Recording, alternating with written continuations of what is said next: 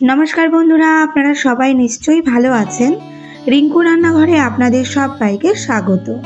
बंधुरा आज आमी तेलाकचु पाता एबं सजने पाता दिए दारुण सुस्वादु एबं स्वास्थ्यकर एकटी रेसिपि तैरी करब। आपनारा हयतो कम बेशी सकलेई तेलाकचु पाता चेनेन, जेटा रास्तार पाशे एबं जे कोनो जलाजमितेई हये थाके। এই শাক খেলে ডায়াবেটিস, জন্ডিস, শ্বাসকষ্ট এছাড়া নানান রকম রোগের উপশম হয়। তাই আশা করি আপনাদের আমার আজকের রেসিপিটি ভালো লাগবে এবং পুরো ভিডিওটিতে আমার সাথে থাকার অনুরোধ রইল। তেলাকচু পাতা দেখুন ঠিক এই রকমই দেখতে হয়। আপনারা হয়তো বুঝতে পারছেন। আমি শাকটা বেশ ভালো করে পরিষ্কার করে ধুয়ে নিয়ে এসেছি, তারপর এটা কেটে নিয়েছি। সাথে নিয়েছি কিছুটা সজনে পাতা। দুটোই কিন্তু ভীষণ উপকারী একটা শাক। সজনে পাতার রেসিপি এর আগেও আমি আমার চ্যানেলে আপলোড করেছি, আপনারা চাইলে একবার চ্যানেলে ঢুকে দেখে নিতে পারেন। সাথে নিয়েছি 100 গ্রাম মসুর ডাল। আপনাদের যদি মসুর ডালে প্রবলেম থাকে তবে এটা মুগ ডাল দিয়েও কিন্তু করতে পারেন। এখন গ্যাসে একটা কড়াই বসিয়ে একটু গরম হলে তাতে দিচ্ছি 20 ml এর মতো সরষের তেল। তেলটা আপনারা কম বেশি করে নিতে পারেন। তেল বেশ ভালো করে গরম করে নেব। তারপর গ্যাসের ফ্লেমটা লো করে দিয়ে এতে দেব দুটো শুকনো লঙ্কা। শুকনো লঙ্কাটা একটু চিড়ে দিয়েছি যাতে ঝালটা বেশ ভালোভাবে তরকারির সাথে মিশে যায়।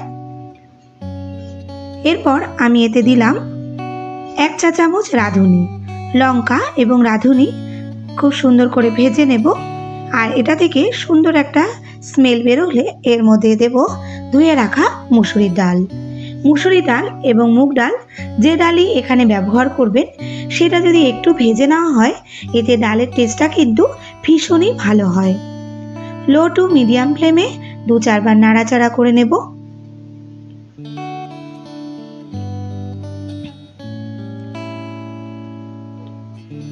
দু চারবার নাড়াচাড়া করে ডালটা একটু ভেজে নিয়ে এতে দিচ্ছি স্বাদ মতো লবণ ও কালারের জন্য দেব 1/2 চা চামচ হলুদ। হলুদ ও লবণ দিয়ে ভালো করে মিশিয়ে নেব।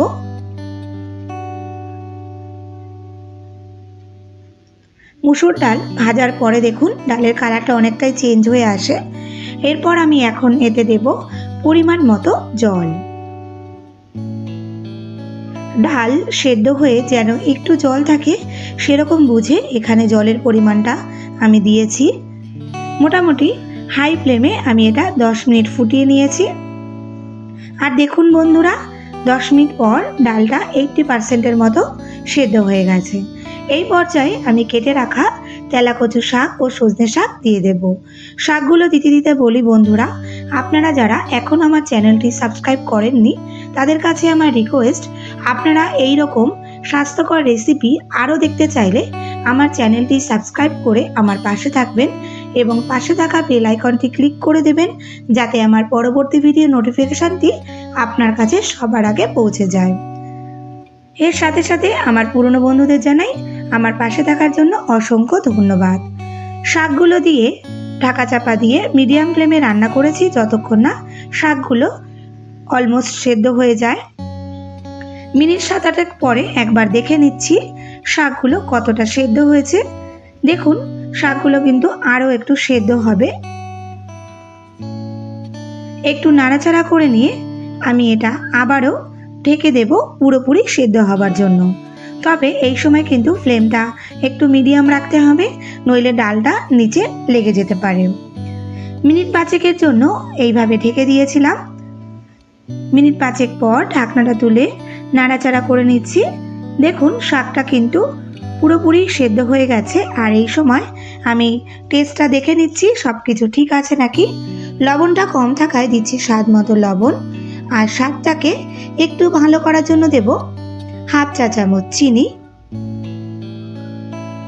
আর দিচ্ছি 1/2 চা চামচ ভাজা ধনে ও জিরে গুঁড়ো। এই সময় গ্যাসের ফ্লেমটা একদম লো করে দিয়ে ভালো করে মিশিয়ে নেব। আর এইভাবে মিশিয়ে নিলেই তৈরি হয়ে যাবে তেলাকচু ও সজনে শাকের স্বাস্থ্যকর একটি রেসিপি। দেখুন বন্ধুরা কতটা সহজে রেসিপিটি তৈরি হয়ে যায়। আপনাদের একবার বাড়িতে বানানোর অনুরোধ রইল। আর দেখুন এখানে কিন্তু আমি খুব বেশি এটা শুকনো করব না, কারণ এতে যেহেতু ডাল দেওয়া আছে তাই একটু ঠান্ডা হতেই কিন্তু অনেকটাই শুকনো হয়ে যাবে। আশা করি বন্ধুরা আপনারা বাড়িতে এটা বানাবেন এবং খেয়ে আমাকে কিন্তু কমেন্টে অবশ্যই জানাবেন এটা কেমন লাগলো। শুধু কেমন লাগলো না বন্ধুরা, এটা কিন্তু ভীষণই স্বাস্থ্যকর, আপনারা উপকার পেলে কিন্তু আমাকে অবশ্যই জানাবেন। এরপর এটা আমি গরম গরম ভাতের সাথে সার্ভ করব। আশা করি আপনাদের আমার আজকে রেসিপিটি ভীষণই ভালো লেগেছে।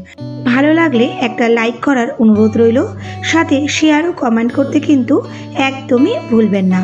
এখন তাহলে আসি বন্ধুরা, আপনারা সবাই ভালো থাকবেন, সুস্থ থাকবেন, দেখা হচ্ছে খুব শিগগিরই।